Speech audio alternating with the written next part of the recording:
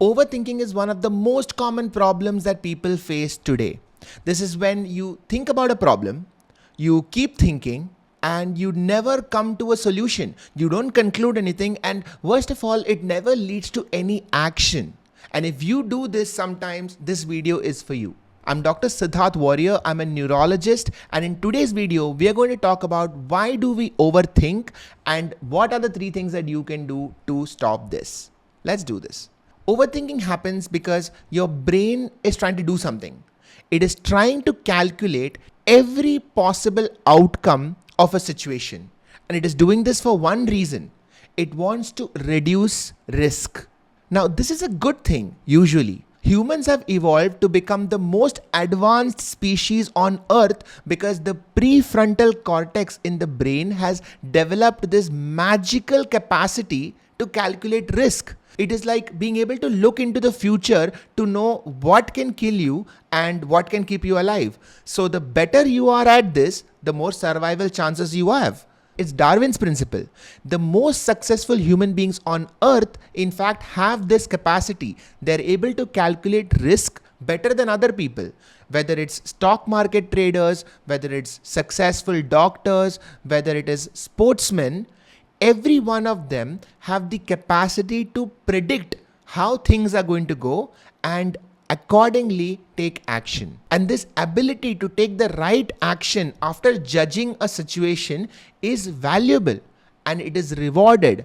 That is why the most successful people who do this are usually also the richest. In other words, thinking about the future is one of the most useful things that your prefrontal cortex can do. So what is the problem?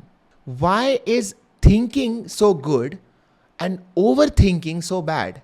Or in other words, when does thinking become overthinking? The answer is one word: anxiety. Anxiety is a fear of the future, a feeling that you are not in control of what is happening, and a fear of what will happen if you lose control. When your brain becomes anxious, 2 important things happen. Number 1, your brain now believes that you are in danger, and so it becomes hyper vigilant. That means it starts looking for signs of threat everywhere. This happens because a primitive part of the brain called as the limbic system activates an area called amygdala.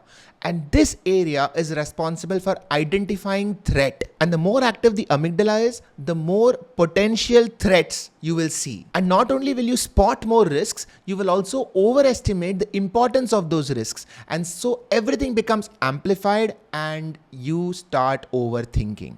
The other thing that happens in anxiety is your prefrontal cortex, which is the most evolved part of your brain, becomes less active. It is now unable to control the limbic system or calm the limbic system down. So basically, when you're anxious, you are more under the control of your limbic system. These 2 things put together leads to overthinking. Remember what I said earlier, that thinking is good but overthinking is bad? We can now rephrase that and say that thinking by the prefrontal cortex is good, but thinking by the limbic system is usually bad.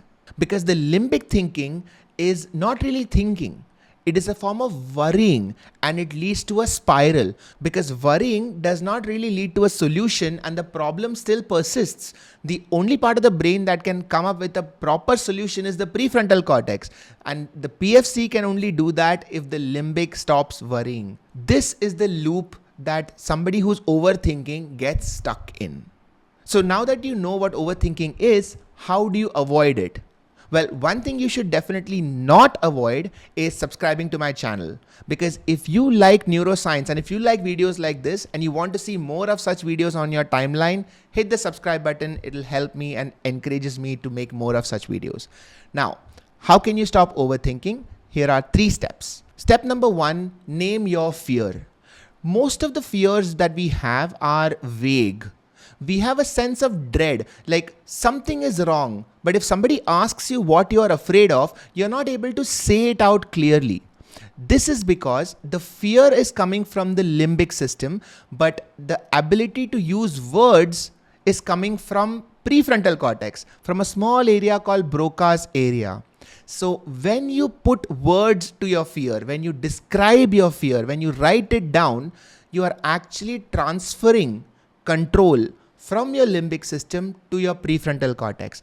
And as soon as the prefrontal cortex gets more control, it is now able to solve that problem. So naming your fear and talking about it actually helps. As you describe things more and more, your nameless fears will get converted into a list of problems that can be solved one by one. But this will only happen if you write it down. Step number 2 is calm your body.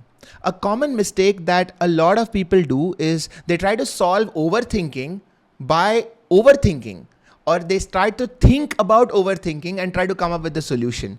But the truth is that overthinking is happening because of anxiety. Anxiety is happening because your body feels threatened. So one of the ways to solve this problem is by first making your body feel calm, feel safe. And safety starts with sleep, regular physical routines, and movement. Get 8 hours of sleep, go for a brisk 30-minute walk and take a shower.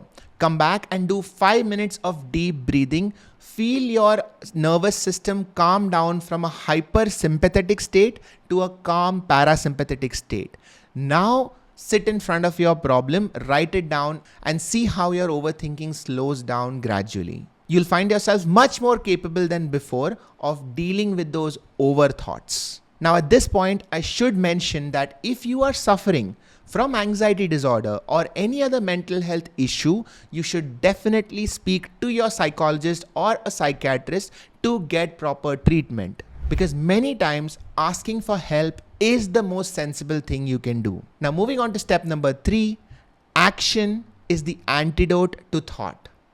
Now, if I can be honest, this is the step that helped me fix my overthinking beyond everything else, understanding that a lot of times I was overthinking to procrastinate. In other words, my body was too lazy to move, and so it tricked my mind into overthinking. This is why it happens. All action takes effort, and the brain is very sneaky. The brain does not want to spend unnecessary effort, and so it tries to minimize effort while still feeling like it's doing something productive. Now, action requires more effort than thinking, but if thinking feels productive, why not just do that? Why actually get up and do things?